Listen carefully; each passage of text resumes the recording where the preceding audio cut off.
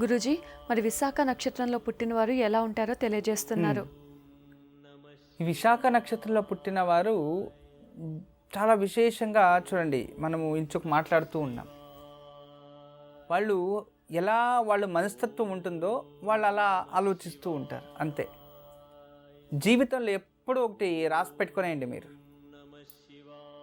మంచి వాళ్ళు ఎక్కడైతే ఉంటారో వాళ్ళకి, మంచోళ్ళు ఎవరైతే ఉంటారో, పర్ఫెక్ట్ అనేది కదా మంచివారు, తప్పు చేయని వాళ్ళు ఎవరు ఉండరు. కానీ మంచివారు కూడా తప్పు చేస్తారు, లేదు అని చెప్పలేదు. మంచివారు ఎవరైతే ఉంటారో వాళ్ళకి ప్రపంచమంతా మంచిగానే కనబడుతుంది. ప్రపంచమంతా. ఇక చెడ్డు వ్యక్తి కూడా వాళ్ళ దగ్గరకు వస్తే అతనిలో ఉన్న మంచిదే కనబడుతుంది, కానీ అతని చెడు అనేది ఆలోచన రాదు. అంటే మంచి వాళ్ళు అలా ఉంటారు. చెడ్డవాళ్ళు ఎవరైతే ఉంటారో ప్రపంచంలో మంచోళ్ళందరూ వాళ్ళు చెడ్డగానే కనబడతారు. అతను ఎంత మంచోడైనా కానీ అతను చెడ్డోడే. అంటే అతనిలో ఉన్న మంచితనాన్ని అతను చూస్తా లేదు, అతనిలో ఉన్న చెడుని అతను చూస్తున్నాడు. చూసారు ఎంత వ్యత్యాసం ఉందో? అంటే మనం ఎలా ఉంటామో మన కంటికి అలా కనబడుతుంది. మనం మంచోడైతే ప్రపంచమంతా మంచిగానే కనబడుతుంది. ప్రతి చెడు వ్యక్తిలో కూడా మంచితనాన్ని వెతుకుతాం, అది మనలో ఉన్న మంచితనం గుర్తిస్తుంది. అదే చెడ్డవారు ఎవరైతే ఉంటారో వాళ్ళకి ప్రపంచం అంతా చెడుగానే కనబడుతుంది. అమ్మని చూసినా చెడుగానే మాట్లాడతాడు, భార్యను చూసినా చెడుగానే మాట్లాడతాడు, ఇక చెల్లెని చూసినా చెడుగానే మాట్లాడతాడు, ఫ్రెండ్స్ని చూసినా చెడుగానే మాట్లాడతాడు. వాళ్ళలో ఉన్న చెడుని వెతికి మాట్లాడుతూ ఉంటాడు, కానీ వాళ్ళలో ఉన్న మంచితనాన్ని గుర్తించడు.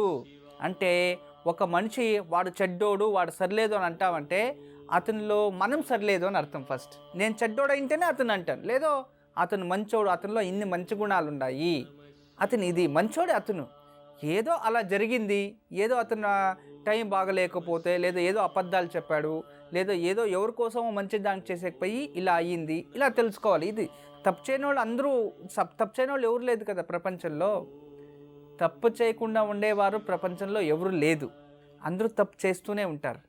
అంటే చేసిన తప్పు మళ్ళీ తప్పు చేస్తూ ఉంటే అది అహంకారంతో చేస్తున్నాడు.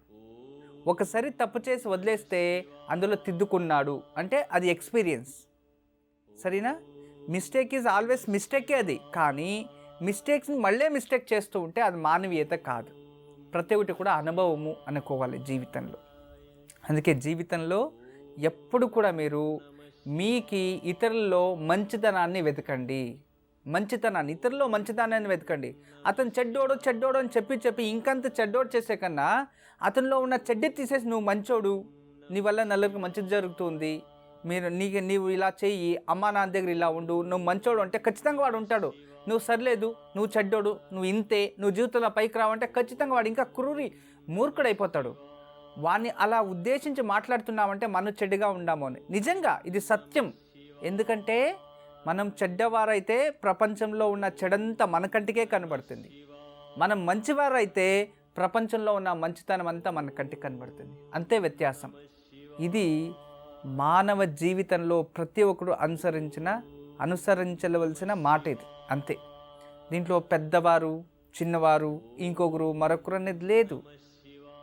ఎవరైనా సరే. అర్థమైంది కదా? నేను చెప్పింది అలాగే చేయండి. మీరు ఆలోచించండి దీని గురించి. ఇప్పుడే వస్తా. అమ్మా, అలాంటి వాళ్ళది నిజమైన ప్రేమ కాదు, అది వ్యామోహం.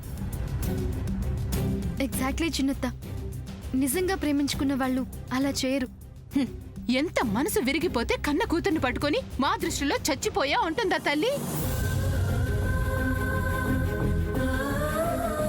అది సరే అమ్మా, తన కూతురుతో తన మాట అనేటప్పుడు ఆమె మాటల్లో వ్యథ, కళ్ళల్లో బాధ గమనించావమ్మా?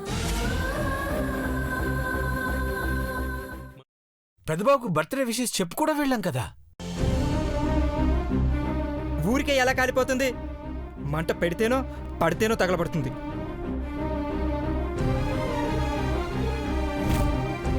కరెక్ట్ చిన్నబాబు, నీకొచ్చినట్టే నాకు డౌట్ వచ్చింది. పార్వతే షర్టును తగలబెట్టిందనుకుంటా.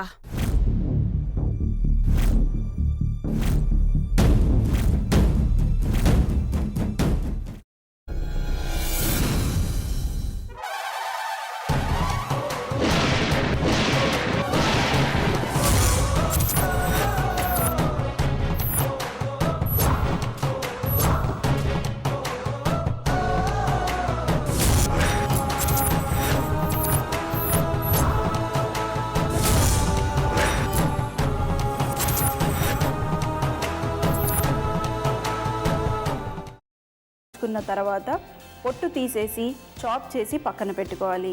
ఒక ప్యాన్లో కొద్దిగా నూనె వేడి చేసి అందులో ఆవాలు, మినప్పప్పు, శనగపప్పు, కరివేపాకు, సన్నగా తరిగి పెట్టుకున్న ఉల్లిపాయలు వేసుకుని 1 నిమిషం పాటు వేయించుకోవాలి. ఆ తర్వాత కాల్చి కట్ చేసి పెట్టుకున్న వంకాయని కూడా అందులో వేసుకుని బాగా మిక్స్ చేసి బౌల్లోకి ట్రాన్స్ఫర్ చేసుకుని అందులో తగినంత చిక్కటి పెరుగు లేదా పల్చటి పెరుగు వేసుకుని మిక్స్ చేసి అన్నంతో కానివ్వండి, చపాతీతో కానివ్వండి సర్వ్ చేసినా చాలా బాగుంటుంది.